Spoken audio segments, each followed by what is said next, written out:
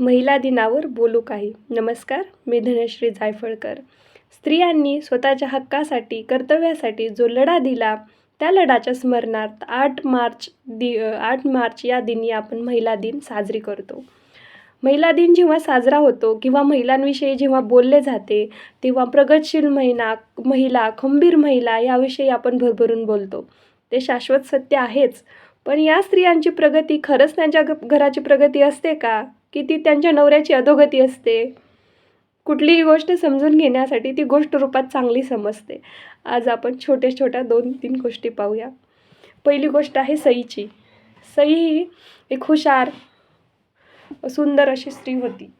लग्नानंतर ती तिच्या सोनेरी संसाराच्या दिवसामध्ये रमू लागली.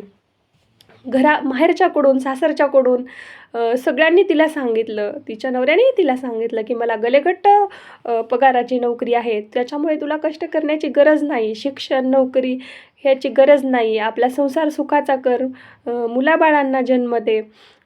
तिलाही ते म्हणणं पटलं. त्यांनी हक्काने तिला ते तसं करायला लावलं. तिच्या सुखी संसारामध्ये काही दिवसांनी पुत्ररत्नही जन्माला आलं.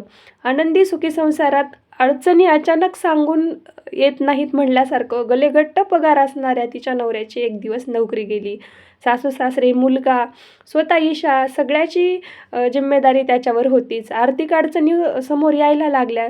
तिच्या नवऱ्याची खूप चिडचिड व्हायला लागली. ईशालाही त्यांची परिस्थिती समजत होती, पण तिच्याकडे दुसरा काही उपाय नव्हता. ती हतबल झाली होती. दुसरी गोष्ट आहे सईची. सई ही लग्नानंतर सोनेरी संसाराच्या दिवसात रमत होती. तिलाही तिचे सासू सासरे, माहेरचे ह्यांच्याकडून सांगण्यात आले, खूप छान सासर मिळालंय तुला, आता काही शिक्षण वगैरे करायची गरज नाही, मुलाबाळांना जन्म दे, सुखी संसार कर. पण तिच्या नवऱ्याला ही गोष्ट मान्य नव्हती.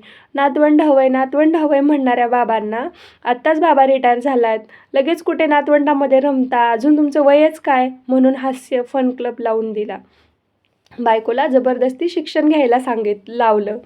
तिला पहिल्यापासूनच शिक्षणाची आवड असणारी ईशाही आनंदाने त्यासाठी तयार झाली. पण घरचे काम आणि शिक्षण या तारेवरची कसरत होते हे तिच्या नवऱ्याच्या लक्षात येताच मी कुठे बाहेर नोकरीसाठी गेलो तर मला स्वयंपाक यायला हवा, म्हणून तो घरातही ती कामामध्ये तिला मदत करू लागला. अशामुळे तिला अभ्यासालाही वेळ मिळू लागला. बघता बघता तिचं शिक्षण पूर्ण झालं आणि तिला छानशी नोकरीही लागली. घरात नातवंड सांभाळायला आई बाबा तयार होतेच, उत्सुक होतेच. म्हणून तिने एका सुंदर त्यांनी कन्यारत्नाला जन्मही दिला. आजी आजोबासोबत तिचं व्यवस्थित पालनही व्हायला लागलं. म्हणून स्त्रीची प्रगती ही तिच्या घराचीच प्रगती असते. पण आत्ताच्या काळात बघता याचा अर्थ असा नाही तुम्ही पैसे कमवता, नोकरीसाठी बाहेर जाता म्हणजेच तुम्ही प्रगत आहात. स्त्रीने घरी राहावं, घर मुलंच पाहावी, ह्याही गोष्टीला दुजोरा देता येणार नाही. पण ह्याला पर्यायी व्यवस्था आपल्याकडे असली पाहिजे. दोघांपैकी एक जण जर चांगला कमवत असेल आणि घरात बाळांना सांभाळायला जर आजी आजोबा दुसरे कोणी पर्यायी व्यवस्था नसेल तर तुम्ही पार्ट टाईम जॉब करू शकता. आज खूप मोठ्या कंपन्या महिलांसाठी 1 डे अल्टरनेट जॉब ऑफर करतात.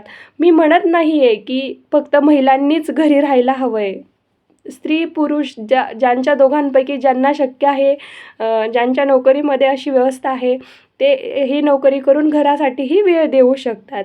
कारण एकाची प्रगती म्हणजे ती पूर्ण घराची प्रगती असते आणि एकाची अधोगती म्हणजे ती त्यांच्या पूर्ण घराची अधोगती असते. कारण जशी रथाला 2 चाकं असतात तशी संसाराला नवरा बायको असतात.